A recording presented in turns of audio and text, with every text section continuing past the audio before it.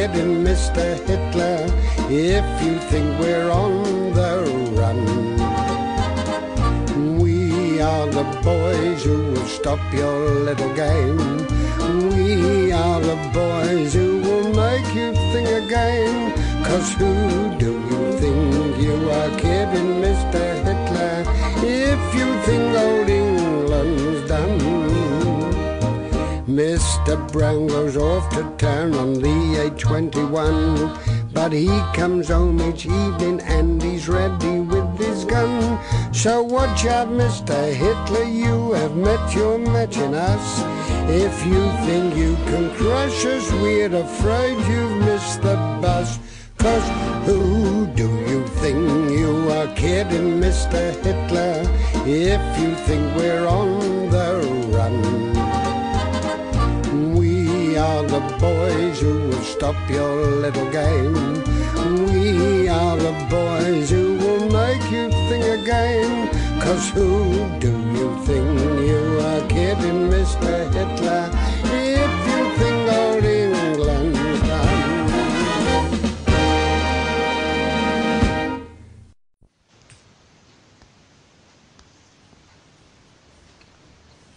Adolf Hitler 1918. októberében Kamenetz közelében egy brit mustárgáz támadás következtében egy időre elvesztette látását egy német őrvezető. Amíg egy pomerániai kórházban feküdt, Németország elvesztette a háborút, és az országon forradalom söpört végig.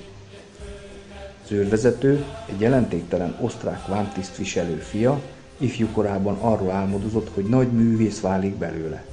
Csak hogy nem sikerült felvétetnie magát a Bécsi Képzőművészeti Akadémiára, és szegényen élt az osztrák fővárosban, majd Münchenben.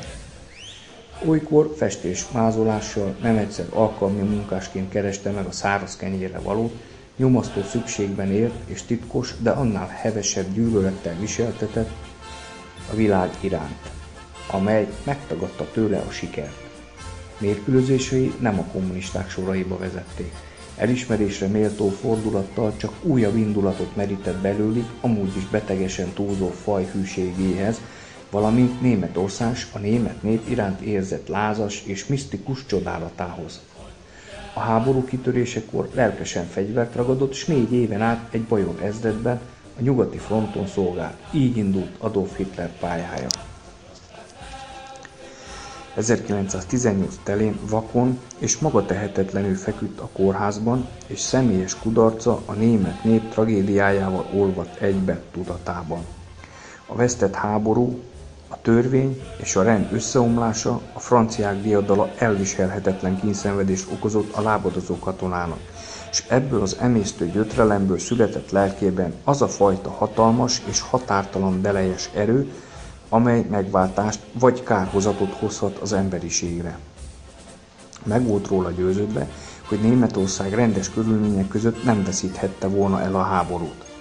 Következésképp nagyszabású, szörnyűséges méretű árulásnak kellett lennie a háttérben.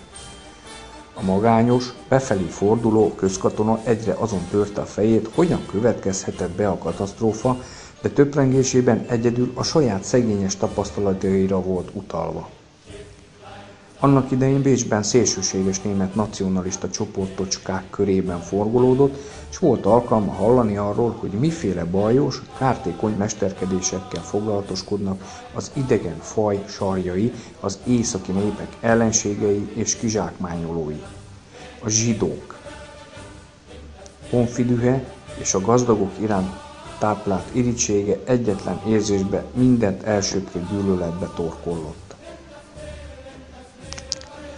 Amikor a névtelen gyógyultak egyikeként nagy sokára elbocsátották a kórházból, abban az egyenruhában, amelyet még akkor is szinte diákos büszkeséggel viselt, micsoda látvány tárult frissen gyógyult szeme elé.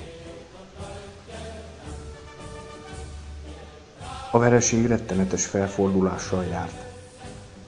Kétségbeesett, lázas hangulat uralkodott az országban, és a vörös forradalom izzó körvonalai bontakoztak ki Körös körül.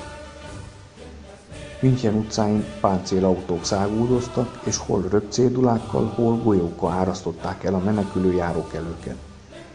Bajtársai kihívóan vörös karszalagot húztak egyenruhájukra, és dühött jelszavakkal szidalmazták mindazt, ami neki a legszentebb volt a világon. Egyszer csak, akár az álomban, minden megvilágosodott előtte. Németországot hátba döfték és megbénították a zsidók, a hátországi haszonlesők és intrikusok, meg az átkozott bolsevikok, akik nemzetközi összeesküvést szőttek a zsidó értelmiségiekkel. Napnál világosabb lett a küldetése. Ő hivatott megtisztítani Németország testét fekélytől, megbosszulni sérelmeit, és elrendelt sorsa felé vezetni az uralkodásra termett fajt. Ezredének tisztjeit megrémítette a legénység lázongó, forradalmi hangulata, annál nagyobb örömmel fogadták tehát, hogy katonáik között legalább egyetlen egy akad, akinek helyén van a szíve.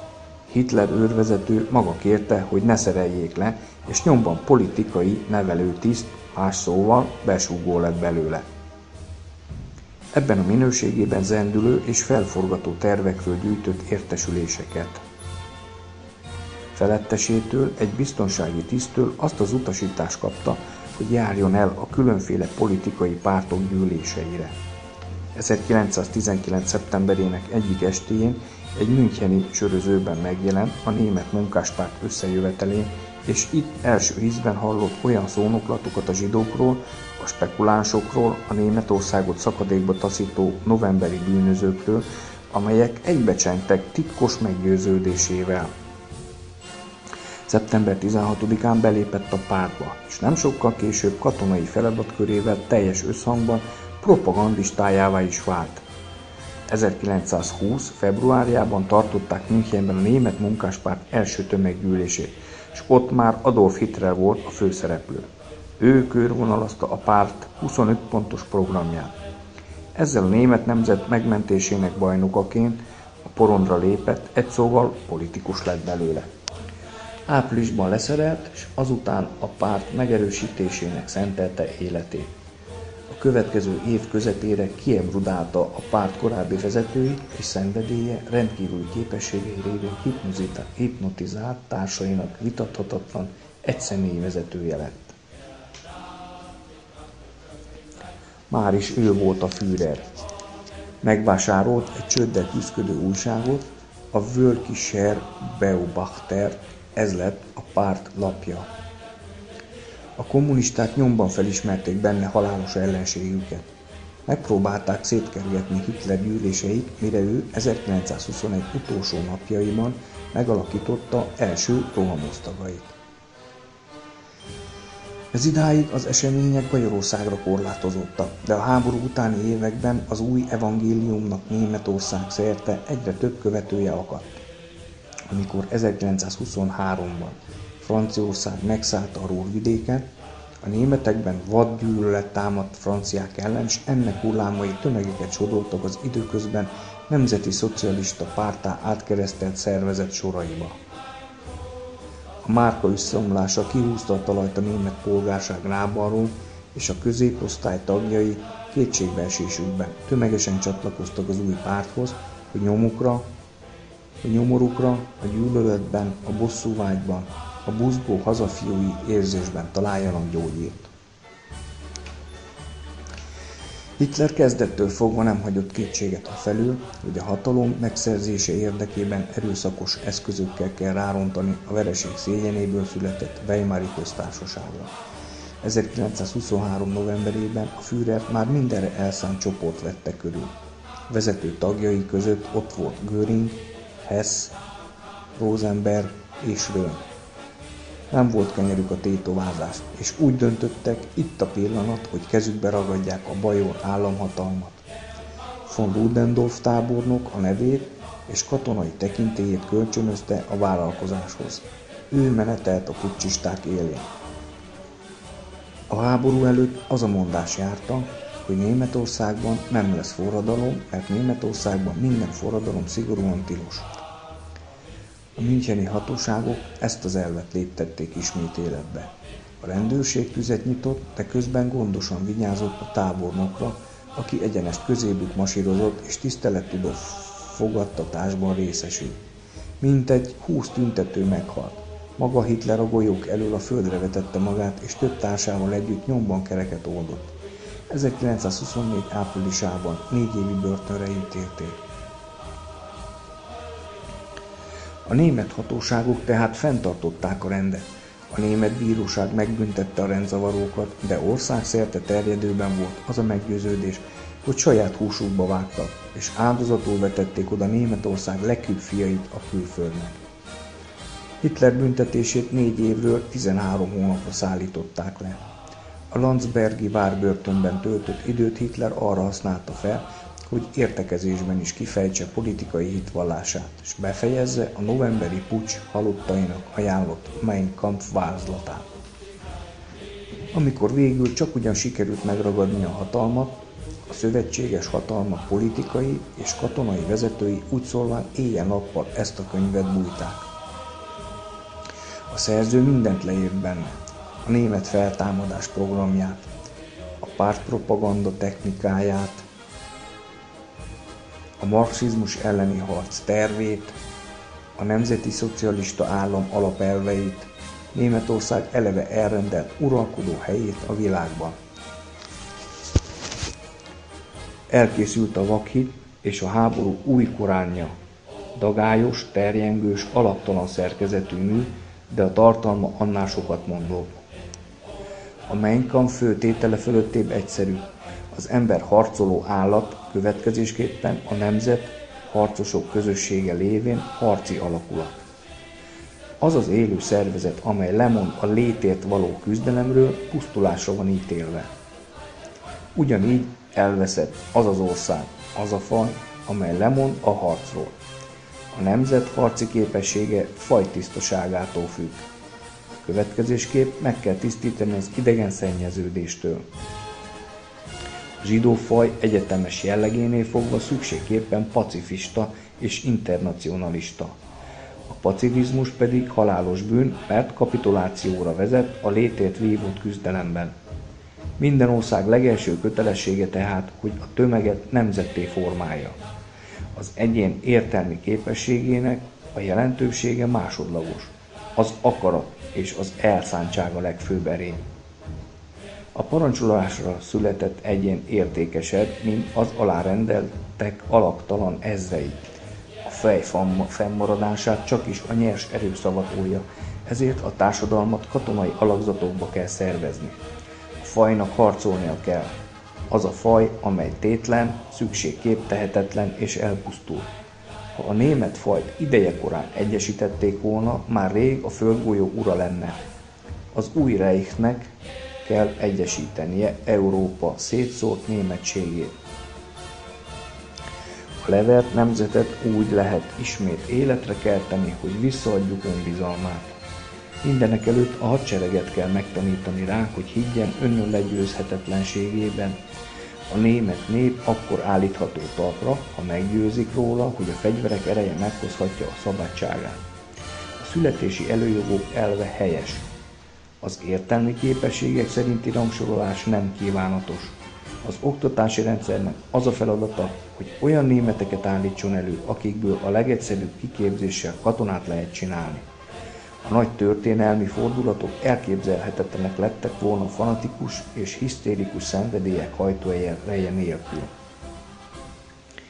Az olyan polgári erények, mint a béke és a rend nem vezettek volna semmire. A világ újabb fordulathoz közeledik, a német államnak pedig gondoskodnia kell róla, hogy a faj készen álljon a végső és mindent eldöntő számadásra. A külpolitika ne válogasson az eszközökben. Nem az a diplomácia feladata, hogy a nemzet hősi halálának útját egyengesse, hanem hogy felvirágzását és fennmaradását elősegítse. Németország csak 2 országban találhat szövetségesre, Angliában és Olaszországban. Csak hogy egy demokraták és marxisták kormányozta gyáva pacifista állammal senki sem lesz hajlandó szövetséget kötni, amíg Németország maga nem küzd magáért, senki nem fog érte küzdeni. Az elvesztett tartományukat nem szerezheti vissza sem a buzgófohászkodás, sem a népszövetségbe vetett ájtatos remény, hanem csak is a fegyverek ereje. Németországnak nem szabad ismét abba a hibába esnie, hogy összes ellenségével egyszerre száll harcba. Ki kell választania a legveszedelmesebbet, és minden erejével arra az egyre kell támadnia. A német ellenes érzelmek mindaddig fennmaradnak a világon, amíg Németország ki nem vívja egyenjogúságát és vissza nem szerzi helyét a nap alatt. A német külpolitikában az érzelemnek semmi helye. Dőreség volna pusztán érzelmi okokból megtámadni Franciaországot. Németországnak mindenekelőtt európai területét kell gyarapítania. A háború előtti gyarmati politika hiba volt, fel kellett hagyni vele. Németországnak Oroszország felé, kiváltképpen pedig a balti államok felé kell terjeszkednie. Német-orosz szövetségről szó sem lehet.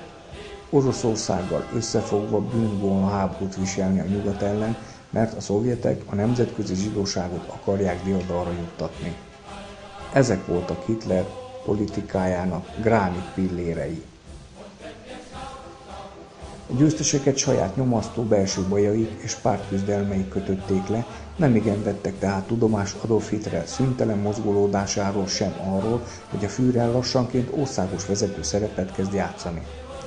A nemzeti szocializmus, a náci párt, ahogy újabban emlegették, csak hosszú idő után tett szert olyan erős befolyásra, a tömegek, a fegyveres erők, az államaparátus és a kommunizmustól nem minden ok nélkül rettegő gyáriparosok körében, hogy az egész világnak számolnia kelljen vele. Amikor 1924 végén Hitler kiszabadult a börtönből, azt mondta, 5 évig is eltart, mire újjászervezi mozgalmát. A Weimari alkotmány a demokrácia szellemében előírta, hogy a Reichstagot 4 évenként újjá kell választani. Ettől az előírástól remélték, hogy a német nép teljes és állandó ellenőrzést gyakorolhat a törvényhozás fölött. A valóságban ez természetesen csak annyit eredményezett, hogy egy percre sem szünetelt a lázas politikai mozgolódás és egymást érték a választási hadjáratok. Minden esetre a választások révén pontosan nyomon követhető Hitlernek és elveinek térhódítása. 1928-ban pártja mindössze 12 mandátummal rendelkezett a Reichstagban. 1930-ban már 107-tel. 1932-ben 230-al. Addigra már a német politikai élet minden zugában jelen voltak a Nemzeti Szocialista Párt fiók intézményei, a közéletet átitatta a náci fegyelem eszméje, s egyre inkább elharapoztak a zsidók megfélemlítését, bántalmazását célzó akciók. Nem látom szükségesnek, hogy évről évre nyomon kövessem ezt a szerteágazó és félelmetes folyamatot a maga szenvedély és szennyáradatával, minden appájával és dagájával. Locarno sápadt napsugara egy ideig még derűsebb fényt szólt az események színterére. A tékozló amerikai kölcsönök a visszatérőben lévő gazdasági fellendülés illúzióját keltették. A német állam elnöke Hindenburg Marshall volt, és a külügyminisztere Stresemann. Bizton számíthatott a német nép többségének támogatására, mert a tisztességes németek többsége a rendíthetetlen és fenséges felsőbbség iránti vele született tiszteletnek engedve haláláig kitartott mellette. De ez zaklatott nemzet életében más erők is mozgolódtak. Ezeknek a Weimari köztársaság sem biztonságot nem tudott nyújtani, sem nemzeti dicsőséggel vagy bosszúval nem tudta kárpótolni őket. A győztesek által kikényszerített köztársasági kormányok és demokratikus intézmények csupán a vereség bélyegét viselő, előretolt kulisszák voltak. Mögöttük a valódi politikai hatalmat, a nemzet tartószerkezetét a háború utáni években a Reichswehr vezérkara jelentette. Ez jelölte és menesztette az elnököket, a kormányokat. Hatalmának jelképe és akaratának végrehajtója Hindenburg Marshall volt. Hindenburg már 1930-ban betöltötte a 83. évét. Jelleme és éles látása gyorsan hanyatlott.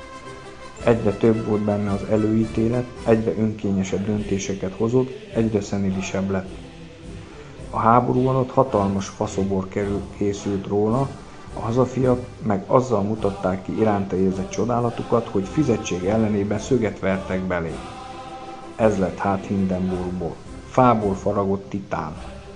A tábornokok jó ideje tudták már, hogy gondoskodni kell az Ag Marshall utódjáról, míg az új embert keresték, mind hatalmasabb és ellenállhatatlanabb lett a nemzeti szocialista mozgalom ereje. Az 1923-as müncheni puccs kudarca után Hitler új programot fogalmazott meg, ebben azt hirdette, hogy nem fogja áthágni a Weimári köztársaság kereteit, és szigorúan tartja magát a törvényességhez. Ugyanakkor volt gondja rá, hogy megnövelje a náci párt katonai és félkatonai alakulatainak erejét. A kezdetben jelentéktelen rohamoztak az SA, a barna ingesek csapata és szigorúan fegyelmezett központi magja, az SS idővel akkora erőre tett szert, hogy a Reichswehr egyre növekvő riadalommal szemlélte tevékenységét.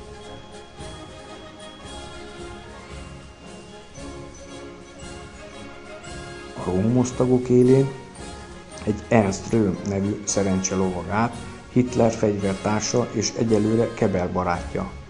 Röhm az SA törzsének főnöke, jó szervező és bátor, de nagyra vágyó és pervers hajlamú ember volt. Ferdehajlamai nem akadályozták meg Hitler, hogy együtt működjön vele a hatalomhoz vezető nehéz és vezedelmes úton.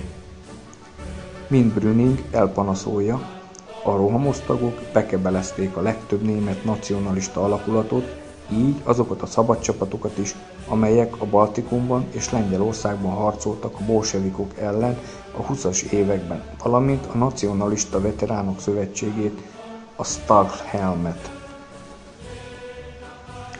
A német nemzettestén átvonuló áramlatok gondos elemzése arra a kénytelen kelletlen következtetésre vezette a Reichswehrt, hogy ha továbbra is szembeszáll a náci mozgalommal, katonai kasztja nem lesz képes többé ellenőrzése alatt tartani az országot.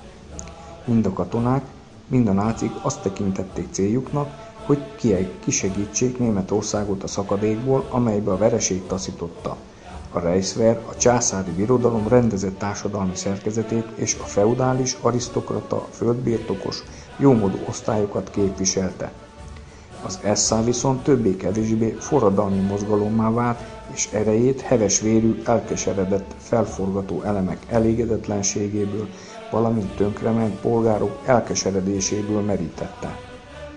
Annyira különbözött elátkozott ellenségeitől, a bolsevikoktól, mint az északi sark a délitől. A Reichswehr úgy vélte, hogy ha folytatja a harcot a náci párt ellen, szétszaggatja a levert nemzet testét. 1931-1932-ben a hadsereg vezetői úgy érezték, hogy saját érdekükben és az országéban egyesíteniük kell erejüket azokéval, akikkel belpolitikai kérdésekben olyan kérlelhetetlenül szemben álltak, ahogyan csak a merev és szigorú németek tudtak. Ami Hitlert illeti, jól lehet semmilyen eszköztől nem riadt volna vissza, hogy bevegye a hatalombástyáit, mégiscsak annak a nagy és büszke Németországnak a vezére akart lenni világ életében, amelyet ifjú korában oly nagy hírvel csodált. Így hát mindkét fél természetéből fakadóan megvoltak a feltételek Hitler és a Reichswehr szövetségéhez.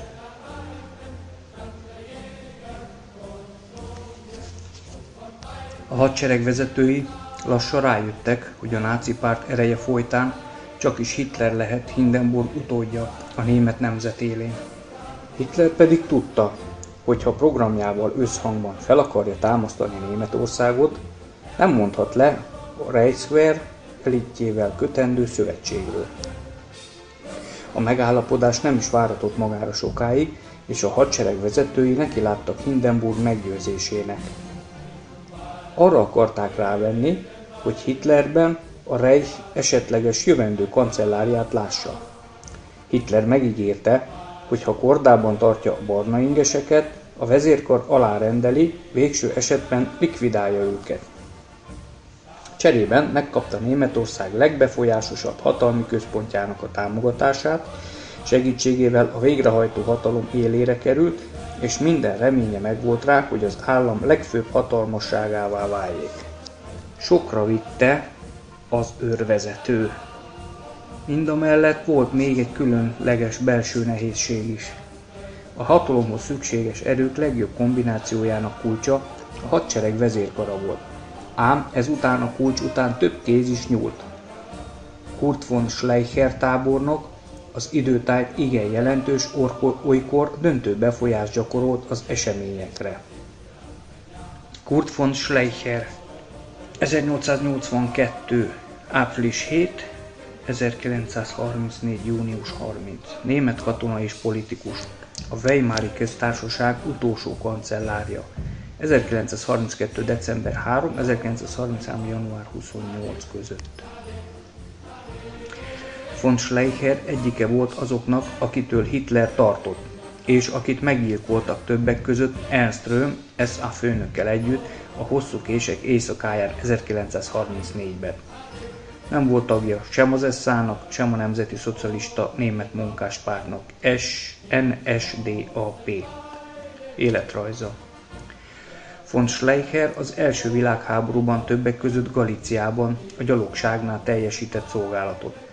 1932. június 1-én külügyminiszternek nevezték ki a Papen kormányában, és az év decemberében ő maga vette át a kancellári tisztséget. Egy széles kormányzási alap megteremtése érdekében megpróbálta egyesíteni a jobboldali erők egy részét a Gregor Strasser vezette Nemzeti Szocialista Német Munkáspárt balszárnyával, minek utána egy belső hatalmi harcban Strassert eltávolították a pártvezéri tisztségből.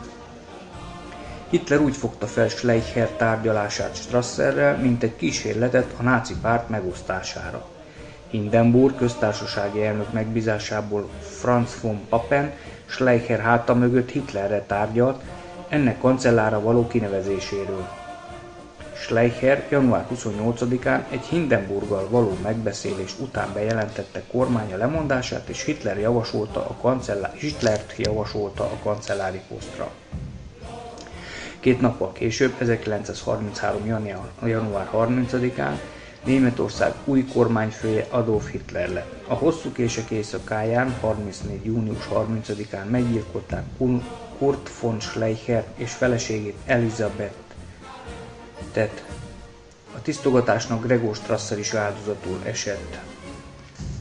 Kurt von Schleicher tábornok az időtájt igen jelentős, olykor döntő befolyást gyakorolt az eseményekre.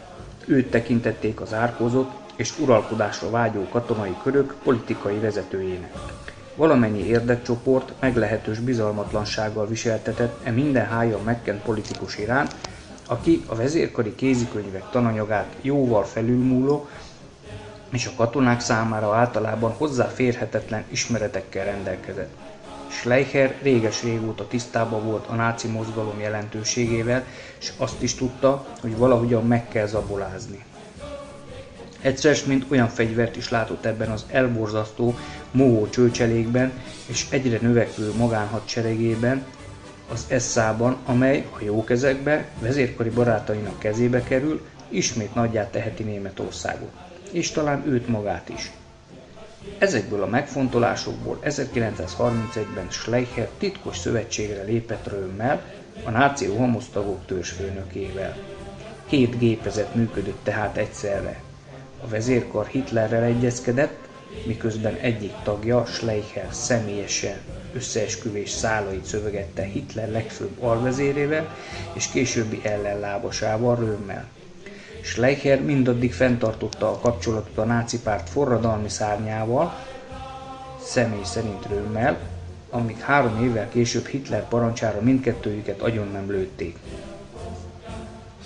Ezzel aztán egy csapásra egyszerűbbé vált a politikai helyzet, egyszer mint a túlélők helyzete is. Időközben Németországot is elérte a gazdasági forrószél. Az Egyesült Államok bankjai egyre inkább eladósodtak odahaza, ezért nem voltak hajlandók újabb megfontolatlan kölcsönökkel segélyezni Németországot. Erre tömegesen zártak be a gyárak, hirtelen számos olyan vállalat jutott csődbe, amelyre Németország a gazdasági reményeit építette. 1930 telén a munkanélküliek száma elérte a 2.300.000-et. Igaz, a jóvátételi kötelezettségekben változás állt be. Az előző 3 éven át S. Parker Gilbert, az amerikai főmegbízott nyújtotta be a németeknek a számlát valamennyi szövetséges nevében. Így Nagy-Britannia igényeit én mindig egyenest az Egyesült Államok pénzügyminisztériumának küldtem meg. Bizonyosra vettem, hogy ez a rendszer nem működhet már sokáig.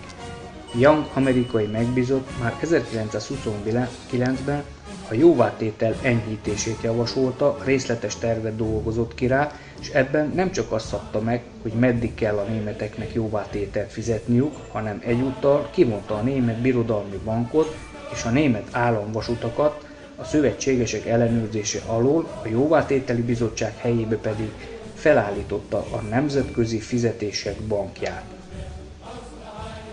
Hitler és nemzeti szocialista mozgalma ez időtájt lépett szövetségre az üzleti és kereskedelmi érdekcsoportokkal, azaz képviselőjükkel, Hugenberggel, a kíméletlen, de hamarosan letűnő kereskedelmi mágnással. Hiába való, de vad kampányt indítottak a szövetségesek e nagy jelentőségű és jóindulatú gesztusa ellen.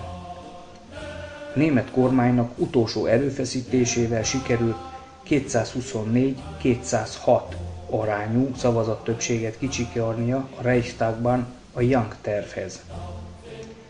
A már haldokló Stresemann külügyminiszter még egy utolsó sikert ért el. Megállapodott a szövetségesekkel, hogy jóval a békeszerződésben előírt idő előtt végleg kivonulnak a Rajna-vidékről. 1930. március 28-án Brüning, a katolikus középpárt vezére lett a kancellár. Brüning westfáliai katolikus volt és hazafi. A régi Németországot szerette volna korszerű, demokratikus köntösben helyreállítani. Folytatta az ipar átállítását a haditermelésre, amit még Rathenau javasolt, mielőtt meggyilkolták volna. Az egyre növekvő pénzügyi zűrzavarban igyekezett helyreállítani a márka szilárdságát. Gazdasági programja nem volt népszerű, ráadásul csökkentette a közalkalmazottak számát. Németország szerte egyre magasabbra csaptak a gyűlölet hullámai. Brüning Hindenburg elnök jóváhagyásával feloszlatta az ellenszegülő Reichstagot, és az 1930-as választásokon többséget szerzett. Ezután nekilátott, hogy még egy utolsó erőfeszítéssel csatasorba állítsa a régi Németország maradványait az endülő, erőszakos és nemtelen nacionalista uszítókkal szemben. Mindenekelőtt ismét elnökké kellett választani a Hindenburgot. Brüning kancellárnak új, de annál kézenfekvőbb megoldás járt a fejében. A császárság visszaállításában látta Németország békéjének, biztonságának és dicsőségének egyetlen útját. De rá tudja-e venni az Hindenburg marsalt, hogy újraválasztása esetén az újjáélesztett monarchia afféle régenségnek tekintse magát, és beleegyezzék, hogy halála után ismét kikiáltsák a monarchiát? Ha Brüning terve sikerül, be tudta volna tölteni a német nemzet vezetésében keletkezett űrt, amely felé oly nyilvánvalóan törtetett Hitler. Akárhogy is, ez volt a helyes út. De hogyan vezethette volna rajta végig Németországot Brüning? A Hitler felé sodródó konzervatív csoportok még csak megbékéltek volna Vilmos császár visszatérésével, de a szociáldemokraták és a szakszervezetek semmiképpen sem tűrték volna el sem az öreg császár, sem a trónörökös visszajöttét. Brüning nem a birodalmat akarta visszaállítani. Ő az angol mintát követő alkotmányos monarchiára gondolt, és azt remélte, hogy uralkodónak megfelelne a trónörökös egyik fia. 1931. novemberében Hindenburg elé tárta tervét. A marsaltól függött minden. Az agmarsal indulatosan fogadta a javaslatot, felháborodottan és ellenségesen. Kijelentette, hogy ő pusztán a császár megbízottjának tekinti magát. Minden más megoldás katonai becsületében sérteni. Ő nem olyan monarchiának kötelezte el magát, amely szabadon válogathat a királyi hercegek között. A törvényes utódlás joga sérthetetlen. Amíg Németország nem hajlandó elfogadni a császár visszatértét, addig nincs más megoldás, mint ő maga, Hindenburg. Ebből nem enged. Hallani sem akart semmiféle kompromisszumról.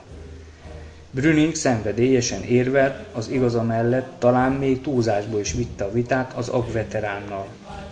Volt egy erős ütőkártyája. Ha Hindenburg nem fogadja el talán kissé merész, de mégiscsak monarchista javaslatát, akkor elkerülhetetlen a forradalmi náci diktatúra. Mégsem sikerült megegyezniük. Brüning szempontjából ebben az esetben is életbevágó volt azonban, hogy ismét elnökké választassa Hindenburgot, és így legalább elodázza a német állam összeomlását. Kezdetben úgy látszott, hogy beválik a terve. Az 1932. márciusában tartott elnökválasztáson Hindenburg a második fordulóban többségre tett szert vetélytársaival, Hitlerrel és a kommunista Thälmannal szemben. Ezután kellett megbirkózni Németország gazdasági helyzetével és európai külkapcsolataival. Genfben éppen ülésezett a leszerelési értekezlet, és Hitler harsogó kampányt indított Németország Versailles megalázása ellen. Brüning alapos megfontolás után nagyszabású tervet dolgozott ki a békeszerződés revíziójára. 1932. áprilisában Genfbe utazott, és ott meglepően kedvező fogadtatásban volt része.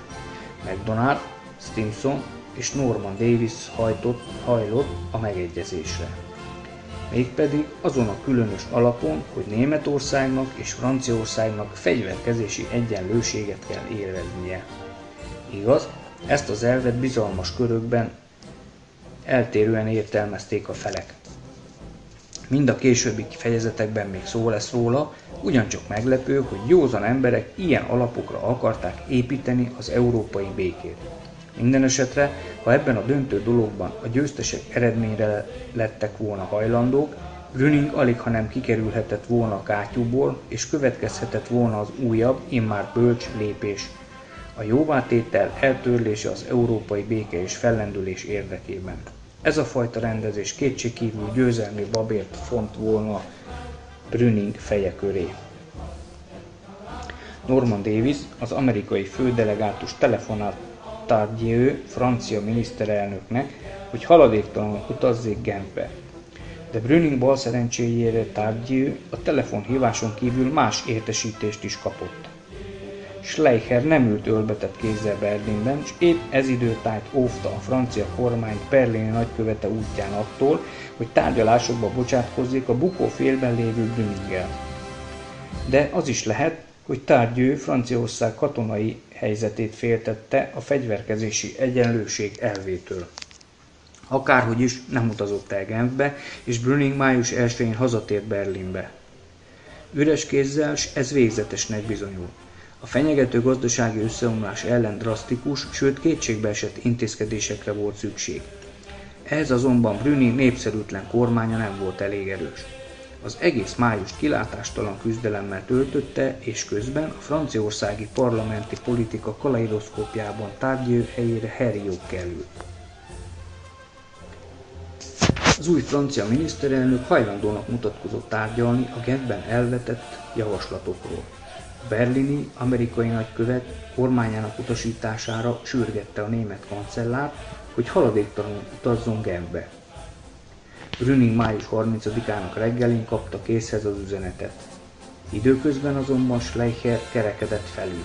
Sikerült rávennie Hindenburgot, hogy menesse a kancellárt. Brüning még aznap reggel, amikor megkapta az annyi reménnyel kecsegtető, oly kockázatos amerikai meghívást, értesült róla, hogy a sorsa megpecsételődött, és délben lemondott, mielőtt csak ugyan menesztették volna. Így ért véget a háború utáni Németország utolsó olyan kormányának története, amely tartós és békés kapcsolatokat fejleszthetett volna ki Németország szomszédaival. Annyi biztos, hogy ha Schleicher intrikája és Tardieu késlekedése közben nem jön, a szövetségesek ajánlatai megmenthették volna Brüninget a bukástól. Most már ugyanezekről az ajánlatokról egészen másfajta rendszerrel, egészen másfajta emberrel kellett tárgyalni.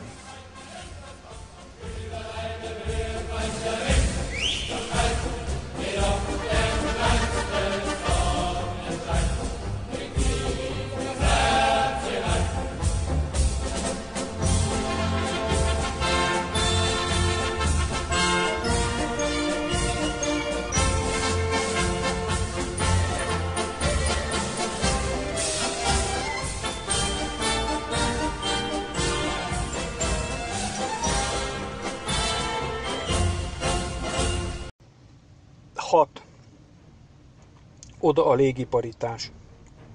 1934-1935. A német vezérkar úgy gondolta, hogy a német hadsereg 1943 előtt nem hagyhatja maga mögött a franciát, sem létszám, sem fegyvergyártás, sem felszerelés dolgában. A német hajóhad újjáépítéséhez a tengeralattjárókat kivéve 12-15 évre volt szükség, és a hajóépítés más fejlesztési terveket is keresztezett volna. Csakhogy a civilizáció érettségi fokához képest túlságosan korán találta fel a belső égési motort és a repülés művészetét, és így módon olyan új fegyver jött létre, amely a korábban feltételezettnél sokkal gyorsabban volt képes megváltoztatni az államok erőviszonyait. Az olyan elsőrendű nagyhatalom, amely hozzájut a tudomány egyre növekvő tárházának legújabb kincseihez, és amely nem sajnálja a szükséges erőfeszítéseket, 4-5 év alatt is képes nagy és talán túlerőben lévő légierőt létrehozni.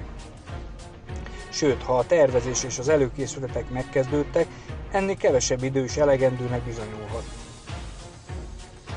Akárcsak a szárazföldi hadsereg esetében a légierő újrateremtésére is régóta folytak már Németországban a titkos előkészületek. Seeckt már 1923-ban elhatározta, hogy a német hadigépezetnek a jövendő légierő is szerves része lesz. Kezdetben beérte annyival, hogy a légierő nélküli hadseregben létrehozza a jövendő légierő vázát. Jól tagolt, különleges alakulatokat szervezett, amelyeket kívülről nem lehetett, vagy legalábbis nem sikerült megkülönböztetni a többitől. A haderőn belül a légierő nagyságát a legnehezebb pontosan felmérni, vagy számokkal kifejezni. Nehéz megítélni, és még nehezebb pontosan meghatározni, milyen mértékben tesznek szert katonai jelentőségre egy-egy adott pillanatban a polgári repülőgépgyárak és kiképzőközpontok. Megszámlálhatatlanul sok módja van annak, hogyan lehet elrejteni, álcázni a valóságot, és hogyan lehet megszegni a szerződéseket. A levegő, és csak is a levegő kínálta Hitlernek a lehetőséget, hogy minél gyorsabban utolérje, majd meg is előzze Franciaországot és Nagy-Britanniát egy létfontosságú fegyverben. Már most mit tett Franciaország és Nagy-Britannia? 1933 őszére világossá vált, hogy Nagy-Britannia sem előírásokkal, sem példamutatással nem tud eredményt elérni a leszerelésben, a munkáspártiakat és a liberálisokat még az sem ingatta meg pacifizmusukban, hogy Németország kivonult a Népszövetségből. A béke ügyére hivatkozva mindkét párt tovább sürgette a brit leszerelést, és ha valaki nem értett vele egyet, arra válogatás nélkül ráakasztotta a címkét háborús uszító, rémhírterjesztő. A nép természetesen nem értette meg, mi van a készülőben, és szemlátomás támogatta a munkáspártiakat és a liberálisokat. Az október 25-i kelet-fulhami pótválasztáson a pacifista érzelmek térhódítása nyomán a szocialisták 9000-rel növelték szavazataik számát, a konzervatívok pedig több mint 10 000 szavazatot vesztettek. Wilmot, a győztes jelölt, a szavazás után kijelentette: a brit nép azt követeli, hogy a brit kormány haladéktalanul lépjen az általános leszerelés útjára, és ezzel adjon példát az egész világnak. Lansbury, a munkáspárt akkori vezére pedig azzal a követeléssel állt elő, hogy a teljes leszerelés első lépéseként valamennyi ország a német haderő szintjére csökkentse fegyveres erejét. Baldwinra nagy hatást tett ez a pótválasztás. Olyannyira, hogy még 3 évvel később emlékezetes beszédében is hivatkozott rá. Novemberben tartották a Reichstag választást, ezzel már csak a Hitler által támogatott jelöltek indulhattak, és a nácik a leadott szavazatok 95%-át kapták. A brit kormány politikájának megítélésekor hiba volna nem emlékeztetni rá, hogy a brit nép tájékozatlan, félrevezetett többségében szenvedélyes békevágy élt, és ennek ereje bukással fenyegetett minden olyan pártvezetőt és politikust, aki szembe mert vele szállni. Mindez persze nem menti azokat a politikai vezetőket, akik elmulasztották teljesíteni kötelességüket. A pártok és a politikusok válasszák inkább a bukást, semmint hogy végveszélybe sodorják az országot. Ráadásul hazánk történetében nincs rá példa, hogy valamelyik kormány hiába kérte volna a parlamenttől és a néptől a honvédelemhez szükséges áldozatokat. És bekövetkezett a katasztrófa. Hitler utolérte Angliát. Most már csak annyi volt a dolga, hogy teljes kapacitással működtesse gyárait és kiképzőiskoláit, és akkor nem csak, hogy megtartja légifölényét, hanem állandóan növelni is fogja. Ettől fogva minden döntésünkben nagy súllyal esett alatba, hogy számolnunk kellett a London elleni légitámadások ismeretlen, felmérhetetlen károkkal fenyegető veszélyével. Sőt, ettől kezdve a felzárkózás reménytelen volt, legalábbis a kormány hiába próbálkozott. Elismerés illeti az ország vezetői és a légügyi minisztériumot, hogy a királyi légierő helyt tudott állni a háborúban. De azt az ígéretüket, hogy fenntartják a légi egyensúlyt, megszegték. Igaz, a következő években a német légierő nem nőtt ugyanabban az ütemben, mint eleinte, amikor paritásra törekedett. Nyilvánvaló, hogy a németek hatalmas erőfeszítések árán tettek szert ugrásszerűen erőfölényre, és diplomáciájukban aztán nem is haboztak kihasználni az új helyzetet. Ez az erőfölény alapozta meg a Hitler terveiben oly régóta szereplő és immár küszöbön álló agressziók sorozatát.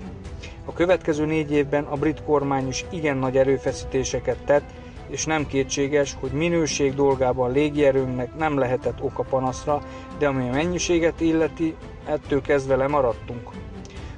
Amikor kitört a háború, alig fele annyi repülőgépünk volt, mint Németországnak.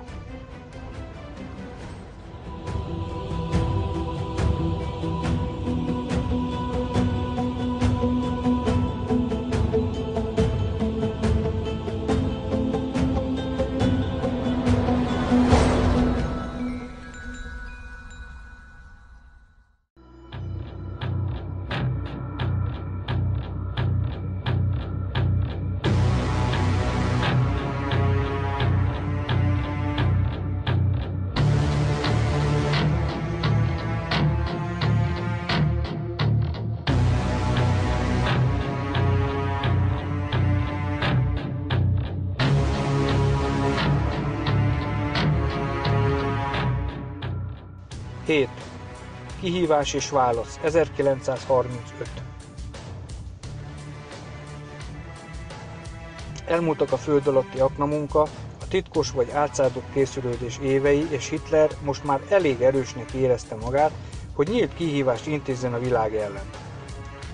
1935. március 9-én bejelentették, hogy hivatalosan is létrejön a német légierő. 16-án pedig közölték, hogy aznaptól bevezetik az általános 6 kötelezettséget. Csak hamar törvényt is hoztak rá, de a végrehajtásával addig sem vártak. A francia kormány pontosan tudta, mire készülnek a németek, és ugyanazon az emlékezetes napon néhány órával a német bejelentés előtt közölte, hogy Franciaországban 2 évre emelik a kötelező katonai szolgálat időtartamát. Németország nyíltan és hivatalosan szembeszegült a békeszerződésekkel, amelyeknek rendszerére a Népszövetség épült. Amíg csak titokban szegte meg a szerződéseket, amíg nem nevezte nevén a gyereket, addig a rögeszmésen pacifista és csak a belpolitikai gondjaikra figyelő győztes hatalmak könnyen kibújhattak felelősségük alól, és úgy tehettek, mintha a békeszerződést senki sem sértette, senki sem tagadta volna meg. Ezúttal azonban szemérmetlen, nyers fellépéssel találták magukat szemben. Etiópia szinte ugyanazon a napon fordult a Népszövetséghez a fenyegető olasz követelések miatt. A francia kormány rosszallásának adott hangot, amikor Sir John Simon a történtek ellenére március 24-én Eden Lord pecsétőr kíséretében Hitler meghívására Berlinbe látogatott. A franciáknak egyszerűen le kellett mondaniuk hadseregük létszámának csökkentéséről, amit egy éve korábban McDonald olyannyira szorgalmazott, sőt éppen, hogy egy évről 2 évre kellett felemelniük a kötelező katonai szolgálat időtartamát. Nem volt ez könnyű feladat, hiszen a kormány akkor nem tudhatta maga mögött a közvéleményt. Nem csak a kommunisták, hanem még a szocialisták is a javaslat ellen szavaztak. Amikor Léon Blum azt mondta, hogy Franciaország dolgozói szembe fognak szállni a hitleri agresszióval, Torres, a szovjetbarát frakció tapsa közepette így válaszolt: nem fogjuk tűrni, hogy a dolgozókat a fasizmus elleni harc és a demokrácia védelme címén háborúba kergessék. Az Egyesült Államok addigra lerázott magáról minden felelősséget Európa iránt. Legfeljebb annyira volt hajlandó, hogy mindenkinek minden jót kívánt, és bizonyos volt benne, hogy soha többé semmi gondja nem lesz Európával. Franciaország, Nagy-Britannia azonban, és kétségkívül Olaszország is, nézeteltéréseik ellenére is kötelességüknek tekintették, hogy szembeszálljanak a nyílt szerződésszegéssel. A Népszövetség égisze alatt Stresszában összeült a korábbi szövetséges nagyhatalmak értekezlete, és megvitatta az új fejleményeket. Antoni Eden már 10 éve úgy szólván minden idejét a külügyek tanulmányozásának szentelte. 18 éves korában egyenesen Etomből került a világháború frontjaira, 4 éven át kiválóan harcolt a 60-as lövészdandár soraiban, részt vett a legvéresebb csaták némelyikében, őrnagyi rangot ért el és megkapta a hadikeresztet. 1925-ben választották be az alsóházba, és a második Baldwin kormány idején Austin Chamberlain külügyminiszter parlamenti magántitkára lett. Az 1931-es McDonald-Baldwin koalícióban államtitkár volt, alárendelve az új külügyminiszternek, Sir John Simonnak. Az államtitkár feladatai gyakran változnak, de hatásköre mindig is igen korlátozott. Segítenie kell miniszterét a kabinet külpolitikájának végrehajtásában, de ő maga nem tagja a kormánynak, és nem is vehet részt a minisztertanács ülésein. Lehet külön véleménye külpolitikai ügyekben, de azt csak a legszélsőségesebb esetekben tárhatja a nyilvánosság elé, vagy folyamodhat a lemondás eszközéhez, olyankor, amikor lelkiismerete vagy becsülete forog kockán. Hosszú szolgálati ideje alatt azonban Eden alaposan kiismerkedett a világpolitika ügyeivel és a külügyminisztériummal. Alaposan kiismerte, hogyan működik és gondolkodik a nagy minisztériumi apparátus, amelynek tevékenységétől oly sok minden függ. 1935-ben sem az ellenzék, sem a konzervatív párt befolyásos körei nem nézték jó szemmel Sir John Simon külpolitikáját. A nagy tudású és kivételes tehetségű Eden következésképp kezdett előtérbe kerülni. 1934 végén Lord pecsétőr lett, és a kabinet kérésére a féle félhivatalos, de annál szorosabb kapcsolatot tartott a külügyminisztériummal, így esett, hogy elkísérte korábbi főnökét, Sir John Simon nem éppen jól időzített, de nem is sikertelen berlini látogatására. A külügyminiszter találkozott Hitlerrel is, és azzal a fontos, már említett hírrel tért vissza a Londonba, hogy Hitler szerint Németország légi egyensúlyban van Nagy-Britanniával. Édent nyomban Moszkvába menesztették, és ő építette ki azokat a kapcsolatokat Sztálinnal, amelyeket néhány évvel később azután sikerült feleveleníteni. Hazafelé vezető útján repülőgépe heves, hosszantartó viharba került, és Eden az idegösszeomlással határos állapotban érkezett Londonba az életveszélyes repülőút után. Az orvosok közölték, hogy nem utazhatik Simonnal a strezai értekezletre, és a következő néhány hónapban gyakorlatilag munkaképtelen volt. Így aztán a miniszterelnök úgy döntött, hogy személyesen kíséri el a külügyminisztert, jól lehet, az időtájt egészségi állapotával, romló látásával, szellemi képességeivel nem igen volt már ereje teljében. Nagy-Britanniát tehát nem éppen erős küldöttség képviselte ezen a rendkívül jelentős találkozón. Franciaország nevében Flandin és Laval, Olaszország nevében Mussolini és Suvic vett részt az értekezleten. Valamennyien egyetértettek abban, hogy a nyílt szerződésszegés tűrhetetlen, végtere is a szerződés létrejötte milliók életébe kerül. De a brit küldöttek már az elején megmondták, hogy szerződésszegés esetén szó sem lehet szankciókról. Mi sem természetesebb, mint hogy ezek után az értekezlet minden állásfoglalása írott malaszt maradt. A résztvevők egyhangulag elfogadott határozatban jelentették ki, hogy a szerződések egyoldalú megszegése elfogadhatatlan, és felszólították a Népszövetség végrehajtó tanácsát, hogy foglaljon állást az eléje tárt helyzetről. Az értekezlet második napjának délutánján Mussolini erőteljes hangú beszédében biztosította támogatásáról a határozatot, és nyíltan szót emelt az olyan hatalmak ellen, amelyek más hatalmak megtámadására készülnek. A konferencia záró nyilatkozata a következőképpen hangzott. A három hatalom arra törekszik, hogy a Népszövetség keretében kollektív erőfeszítéssel fenntartsák a békét. Tökéletes egyetértésben minden igénybe vehető eszközzel szembeszállnak a szerződések minden egyoldalú megtagadásával, amely veszélyezteti Európa békéjét, és e célból szoros és szívélyes együttműködésben fognak cselekedni. Beszédében az olasz diktátor különös nyomatékkal hangsúlyozta az Európa békéjét szavakat, és az Európa szó után feltűnő szünetet is tartott. A brit külügyminisztérium képviselői nyomban felfigyeltek rá, hogy az olasz diktátor hangsúlyozottan csak Európáról beszél. Figyelmesen hallgatták Mussolini szavait, és tisztában voltak vele, hogy Mussolini hajlandó ugyan együttműködni Franciaországgal és Angliával a német újrafegyverkezés megakadályozása érdekében, de fenntartja magának a jogot, hogy egy kis kirándulást tegyen Abyssiniába, Afrikában, amikor megfelelőnek tartja az alkalmat. A külügyminisztérium küldöttei még aznap éjszaka megvitatták, felvessék-e ezután az Abysszin kérdést. Végül is úgy döntöttek, hogy az adott helyzetben nem ajánlottos felszólítani Mussolinit, hogy óvakodjék Abyszinia megtámadásától, mert ezzel kétségkívül kedvet szegnék, márpedig minden áron azt akarták, hogy számíthassanak Olaszországra Németországgal szemben. Ezért aztán nem is hozták szóba a kérdést. A hallgatás beleegyezés, és Mussolini úgy fogta fel a történteket, és bizonyos értelemben igaza is volt, hogy a szövetségesek helyben hagyták kijelentéseit, és szabad kezet fognak adni neki Abyssiniával szemben. A franciák sem szóltak hozzá a dologhoz, és azzal a konferenciát bezárták.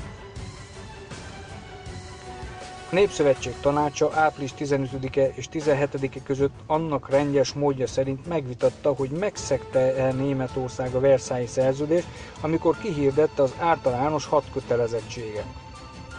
A tanács ülésein a következő hatalmak képviseltették magukat: az Argentin köztársaság, Ausztrália, Nagy-Britannia, Chile, Csehszlovákia, Dánia, Franciaország, Lengyelország, Mexikó, Olaszország, Portugália, Spanyolország, a Szovjetunió és Törökország.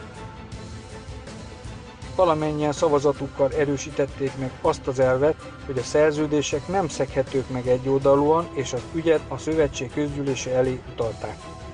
Ezzel egy időben a balti-tengeri flotta egyensúly alakulását mélységes aggodalommal figyelő három skandináv állam, Svédország, Norvégia és Dánia külügyminisztere is összeült, és egyhangú támogatásáról biztosította a határozatot. Összesen 19 ország tiltakozott hivatalosan. De milyen hiába való volt a szavazatuk, ha egyszer nem akadt egyetlen hatalom, egyetlen hatalmi csoportulás sem, amely legalább végső eszközként számításba vette volna, hogy erőt alkalmazzon. Laval nem volt hajlandó ugyanazzal a határozottsággal közeledni Oroszországhoz, mint Barthó. Csak hogy Franciaország előtt sürgős feladatok álltak.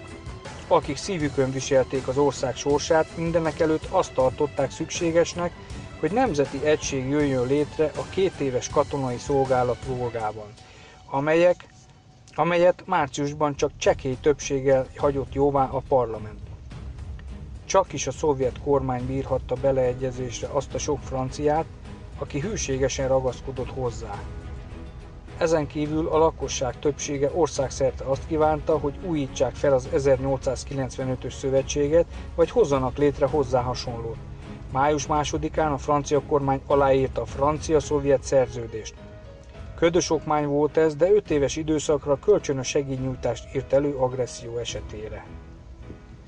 Ezután Laval kézzel fogható belpolitikai sikerek reményében 3 napos látogatást tett Moszkvában. Maga Sztálin fogadta. Abban a helyzetben vagyok, hogy hosszas tárgyalásaik tartalmáról egy eddig kiadatlan részlettel szolgálhatok. Sztálin és Molotov természetesen mindenekelőtt azt szerette volna tudni, mekkora erőt tud a francia hadsereg csatasorba állítani a nyugati fronton, hány hadosztályból áll, mennyi a szolgálati idő. Miután mindezt megvitatták, Laval azt kérdezte: nem tehetnének valamit Oroszországban a vallás és a katolikusok javára? Nagyon megkönnyítenék vele a dolgomat a pápánál. Úgy, szóval a pápánál, mondta Sztálin. És neki hány hadosztálya van? Nincs értesülésem róla, hogy mit válaszolt erre Laval, minden esetre utalhatott rá, hogy vannak olyan seregek, amelyek díszszemléken nem vehetők szemügyre. Lavalnak kezdettől fogva nem volt szándékában olyasfajta kézzelfogható kötelezettséget vállalni Franciaország nevében, amilyenre a szovjetek általában igényt tartanak. Mégis sikerült elérnie, hogy Sztálin május 15-én nyilvános nyilatkozatban támogassa azokat a francia védelmi erőfeszítéseket, amelyeknek az a céljuk, hogy az ország biztonságához nélkülözhetetlen szinten tartsák a fegyveres erőket. Ennek az útmutatásnak alapján nyomban fordulat állt be a francia kommunisták magatartásában. Harsány támogatásban részesítették a védelmi programot és a 2 éves katonai szolgálatot. Az európai biztonság szempontjából a francia-szovjet szerződésnek csak korlátozott jelentősége volt, mert egyik félre nézve sem tartalmazott kötelező előírásokat arra az esetre, ha Németország megtámadná a másikat. Franciaország és Oroszország között nem jött létre valódi szövetség. Sőt, a francia külügyminiszter Krakóban megszakította hazafelé vezető útját, hogy részt vegyen Pilsudski marsall temetésén. Ott Göringgel is találkozott, s igen szívélyesen elbeszélgetett vele. Elmondta neki, ennyire nem bízik a szovjetekben, mennyire rossz véleménnyel van róluk, és a németek nem is mulasztották el, hogy mindenrét tájékoztassák Moszkvát.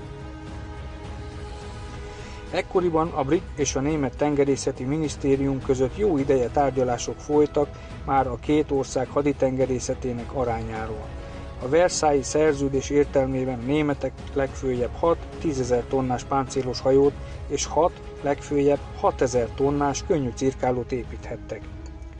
Már most a brit tengerészeti minisztériumnak tudomására jutott, hogy a 2 legújabb zsebcsatahajó, a Scharnhorst és a Gneisenau nagyságára és típusára nézve is jelentős mértékben eltér attól, amit a szerződés engedélyezett. Mint kiderült, valójában a lehető legmodernebb 26 000 tonnás könnyű csatacirkálókról, más szóval legnehezebb kereskedelmi rombolókról volt szó.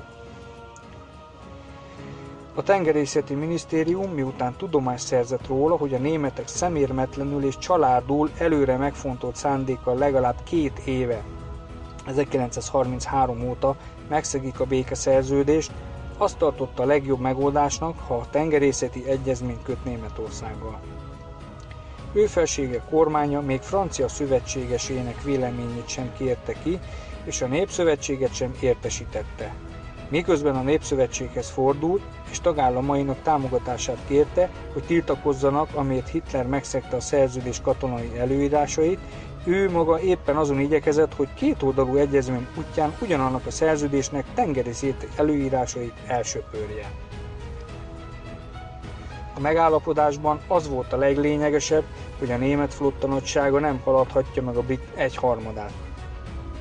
A tengerészeti minisztérium nagyon vonzónak találta ezt a megoldást, mert emlékezett rá, hogy a nagy háború előtti években ennél sokkal rosszabb eredmények kellett beérnie, akkor 16-10-hez volt a 2 flotta aránya.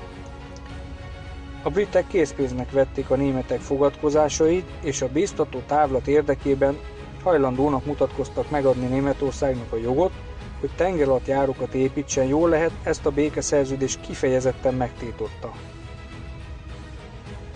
A német tengeralattjáró flotta nagyságát a brit tengeralattjáró flotta erejének 60%-ában szabták meg, de lehetővé tették, hogy rendkívüli körülmények esetén Németország ugyanannyi tengeralattjáróval rendelkezzék, mint Nagy-Britannia. A németek természetesen megígérték, hogy tengeralattjáróikat sohasem vetik be kereskedelmi hajók ellen. Akkor viszont miért volt rájuk szükség? Hiszen a hadihajók számarányát nem változtathatták meg, ha csak nem akarták megszegni az egyezményt.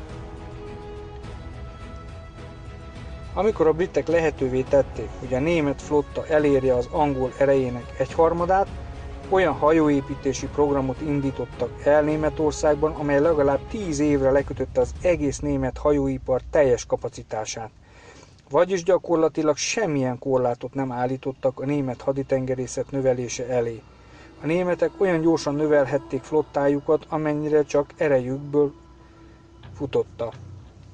Sőt, a britek által engedélyezett hajókvóta olyan bőségesnek bizonyult, hogy Németország nem is tartotta érdemesnek kihasználni. Részben kétségkívül azért nem, mert a hadihajó és a harckocsi gyártás között vetélkedés indult a páncélozott lemezekért. A megállapodás 5 csatahajót, 2 repülőgép hordozót, 21 cirkálót és 64 rombolót engedélyezett a németeknek. A háború kitörésekor azonban mindössze 2 csatahajójuk volt az 5 helyett, 11 cirkálójuk volt a 21 helyett, 25 rombolójuk volt a 64 helyett,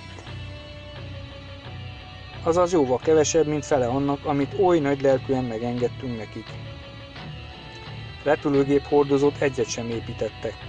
Erőforrásaikat cirkálók és rombolók építésére összpontosították, és így 1939-1940-re kedvezőbb helyzetben készülődhettek a Nagy-Britannia elleni háborúra, mintha több csatahajót építettek volna. Mint ma már tudjuk, Hitler úgy tájékoztatta Raeder tengernagyot, hogy 1944 és 45-ig nem várható angol-német háború. A német flotta építés terve tehát hosszú távú program volt. Németország csak a tengeralattjárók építésében érte el a megállapodásban megszabott határt.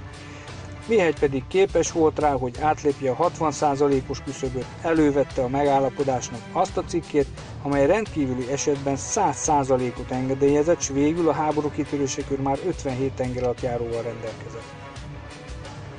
Az új csatahajók tervezésekor a németeknek az az előnyük is megvolt, hogy nem vettek részt sem a washingtoni flotta egyezményben, sem a londoni konferencián. Így aztán haladéktalanul hozzáláttak a Bismarck és a Tirpitz építéséhez, és miközben Nagy-Britannia, Franciaország és az Egyesült Államok legfeljebb 35 000 tonnás hajókat építhetett, ezt a 2 német hajót 45 000 tonnásra tervezték. És amikor elkészültek, kétségkívül a világ legerősebb hadihajói voltak. Hitler ezen kívül nagy diplomáciai hasznot is húzott a megállapodásból. Megosztotta vele a népszövetségeseket, elérte, hogy egyikük beleegyezését adja a Versailles szerződés megcsonkításához, és egyezménnyel szentesítse a németeknek azt a törekvését, hogy teljes fegyverkezési szabadságra tegyenek szert. A megállapodás híre újabb csapásként érte a népszövetséget. A franciák teljes joggal panaszolták fel, hogy Nagy-Britannia létfontosságú érdekeiket sértette meg, amikor engedélyezte a németeknek, hogy tengeralattjárókat építsenek. Mussolini úgy értelmezte az epizódot, mint annak bizonyítékát, hogy Nagy-Britannia rosszhiszeműen jár el szövetségeseivel szemben, és bármeddig hajlandó elmenni a Németországgal való megegyezés útján, amíg önnön haditengerészeti érdekeit nem fenyegeti veszély, tekintet nélkül arra, hogy mekkora kárt okoz a német szárazföldi haderő növekedésétől fenyegetett baráti hatalmaknak. Cinikusnak és önzőnek ítélte meg Nagy-Britannia magatartását, s további bátorítást merített belőle az Abyssinia elleni terveihez.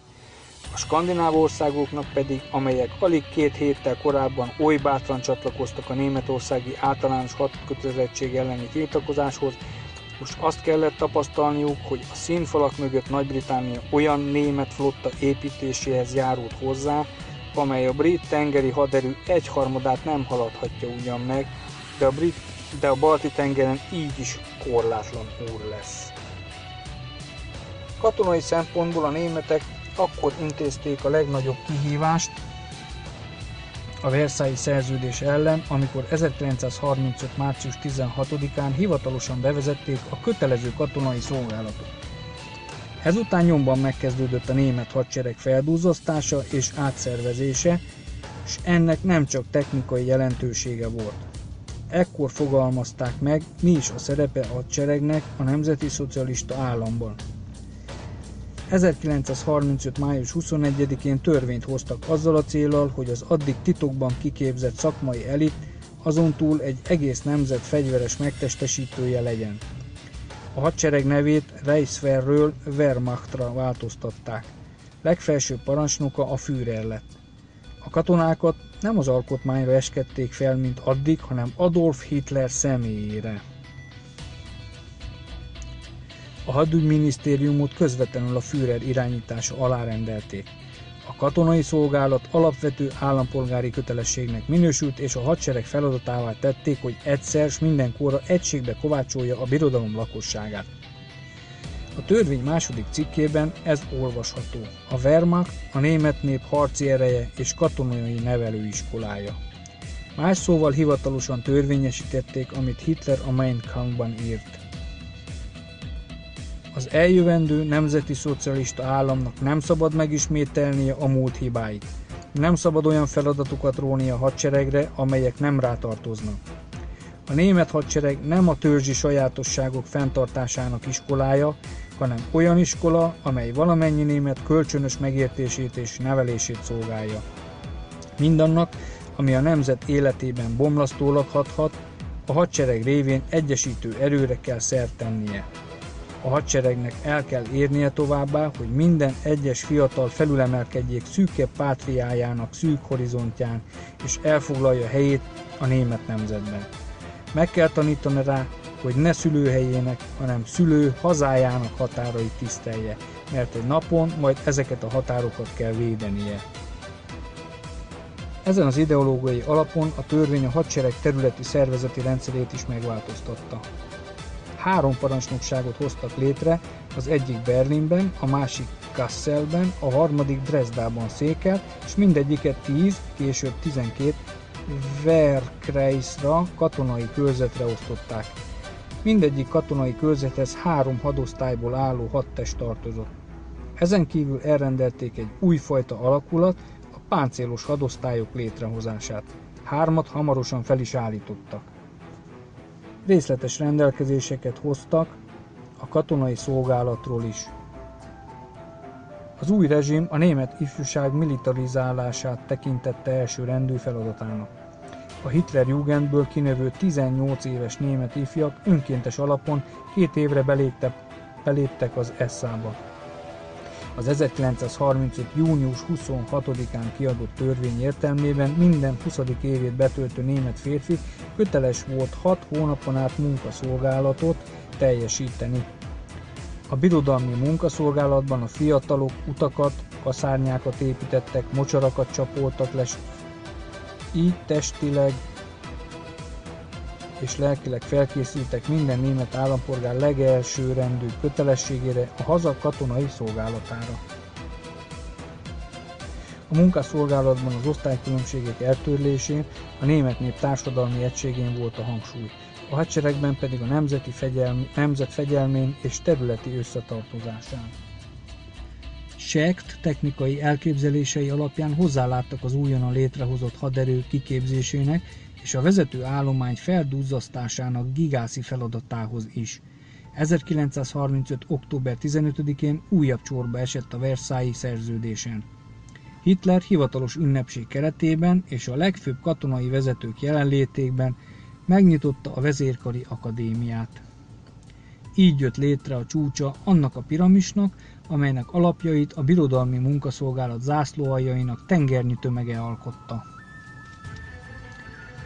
1935. november 7-én behívták az 1914-es korosztályt. Megkezdődött 596 000 fiatal katonai kiképzése. Így a német hadsereg létszáma legalábbis papíron egyik napról a másikra megközelítette a 700 000-et. Mindaz, ami 1935-ig történt, még korán sem volt elegendő ahhoz, hogy Németország utolérje Franciaországot. A francia hadsereg erősebb volt, nagy tartalékokkal rendelkezett, számos erős szövetségéséről nem is szólva. Határozott fellépéssel még mindent meg lehetett volna állítani, és a fellépéshez nem lett volna nehéz megszerezni a Népszövetség támogatását. Ez esetben Németországot vagy a vádlottak padjára ültetik Genfben és kötelezik rá, hogy adjon kimerítő magyarázatot a történtekről, s engedélyezze a szövetségeseknek, hogy vizsgáló bizottságokat küldjenek a szerződésekkel ellentétes fegyverkezés és katonai alakulatok ellenőrzése céljából, vagy ha erre nem hajlandó, a szövetségesek ismét elfoglalják és megszállva tartják korábbi rajnai hitfőállásaikat mindaddig, amíg érvényt nem szereznek a szerződésnek. Sem tényleges ellenállással, sem jelentős vérontással nem kellett volna számolni. Így legalábbis meghatározatlan időre el lehetett volna halasztani a második világháborút. A francia és a brit vezérkar meglehetősen pontosan látta a helyzetet és az események alakulásának tendenciáját. A kormányok már kevésbé. A francia kormány pártpolitikai játékok bűvöletében élt és állandó mozgásban volt. A brit kormány viszont épp ellenkezőleg a közmegegyezés szellemétől vezettetve követte el ugyanazokat a hibákat. Így aztán mindkettő képtelen volt az erőteljes, határozott fellépésre, pedig a nemzetközi jog és a józan előrelátás egyaránt igazolta volna tettüket. A francia vezetők elvetették szövetségesüknek azt a javaslatát, hogy csökkentsék haderejüket, de akárcsak brit kollégáikból őbelőlük is hiányzott az a képesség, hogy kézzelfogható intézkedéseket tegyenek a német háborús készülődés, vagy ahogy Sekt neve kifejezte magát, a német katonai erő feltámasztása ellen.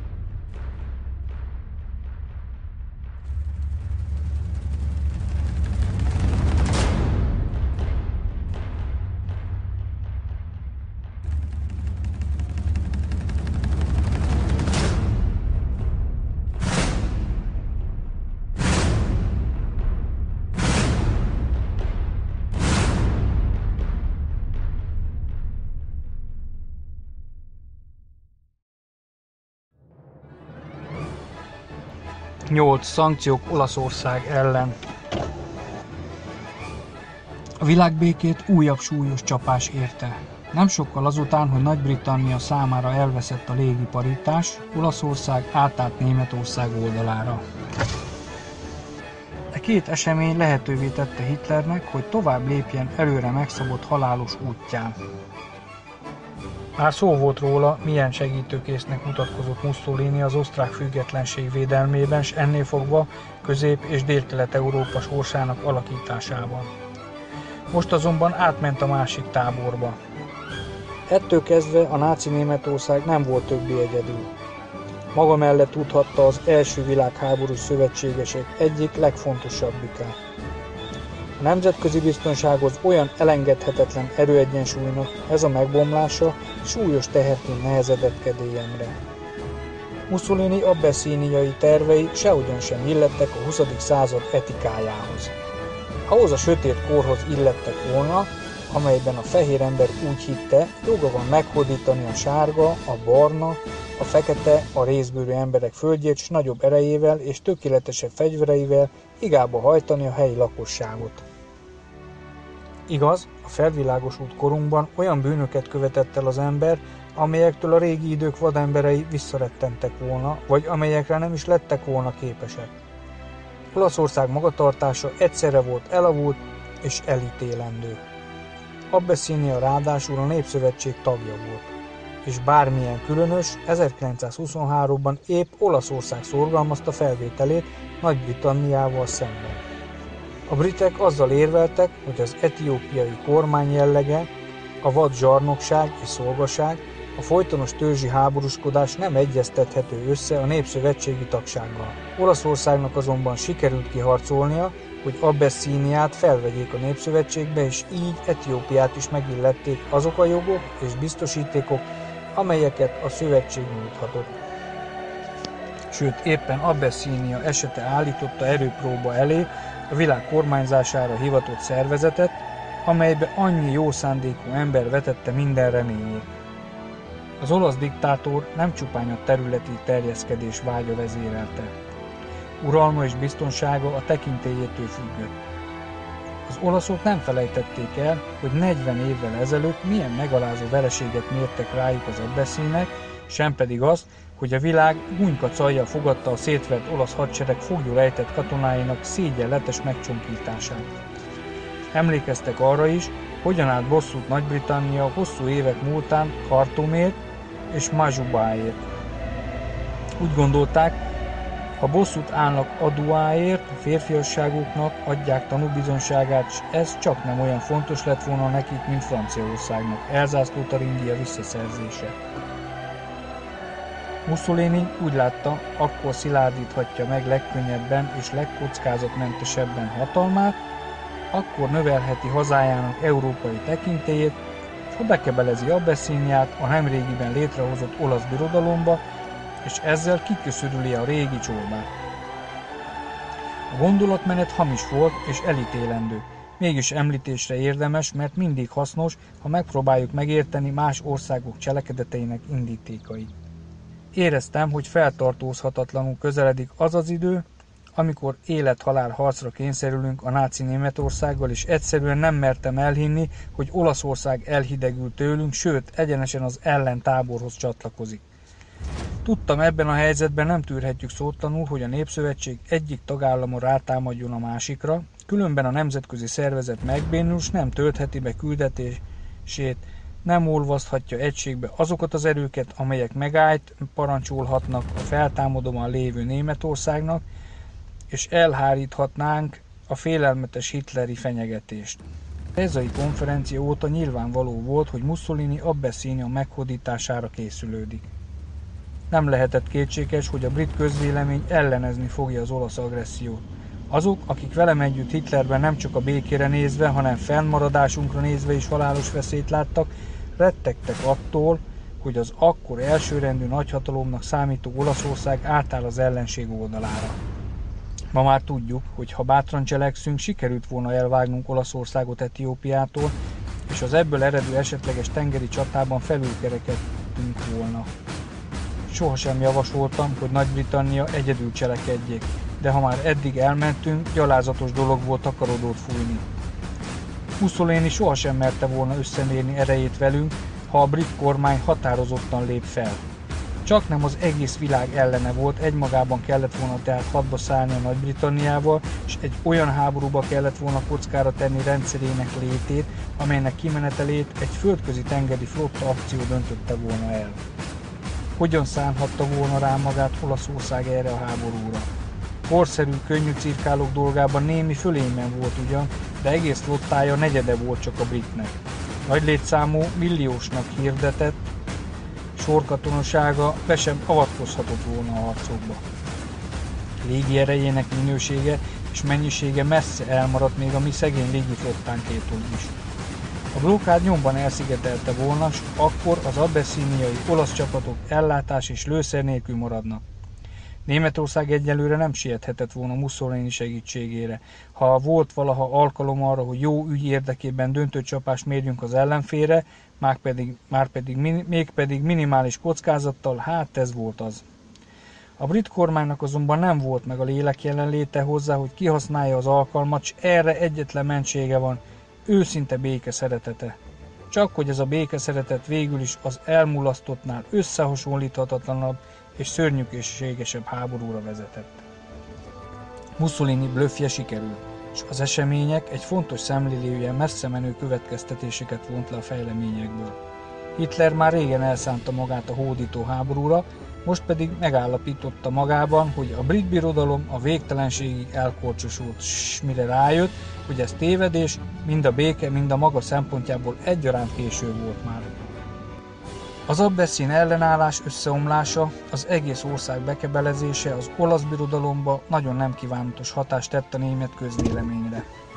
Még azok is, akik helytelenítették Mussolini politikáját vagy eljárását, csodálattal adóztak neki, amiért nem látomást úgy gyorsan, eredményesen és kíméletlenül vezette a hadjáratot. Általában úgy vélték, hogy Nagy-Britannia alaposan meggyengült ebben az erőpróbában. Egy életre ellenségévé tette Olaszországot. Egyszer s mindenkorra felbomlasztotta a Strésai frontot, és ahogy csökkent Nagy-Britannia tekintélye a világban, úgy nőtt az új Németország ereje és presztízse. Megdöbbentő, írta egyik képviselőnk Bajorországból, milyen megvetéssel emlegetik sok helyütt Nagy-Britanniát. Attól tartok, ezentúl keményebb lesz a németek magatartása a nyugat-európai rendezéstől és általában az európai és az Európán kívüli kérdések rendezéséről folyó tárgyalásokon. Sajnos pontosan ez volt a helyzet. Ő felsége kormánya egy nagy nemzetközi ügy bajnokaként meggondolatlan lépésekre ragadtatta magát.